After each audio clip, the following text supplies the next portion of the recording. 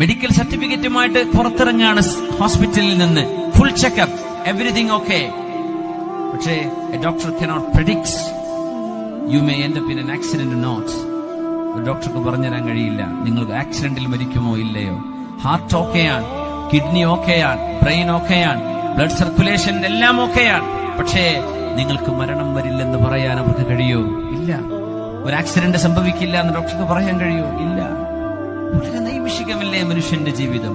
എൻ്റെ മരണവാർത്ത അറിയുന്ന അന്ന് നിങ്ങളൊക്കെ പല തിരക്കുകളിലാവും.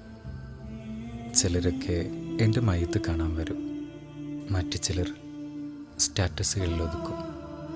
മയ്യത്തെടുക്കാൻ നേരം വീട്ടുകാരൊക്കെ വാവിട്ട് കരയും. എന്നടക്കം ചെയ്ത് ഉറ്റവരും കൂട്ടുകാരും ഒക്കെ എന്നോട് സലാം പറഞ്ഞ് തിരിച്ചു പോവും.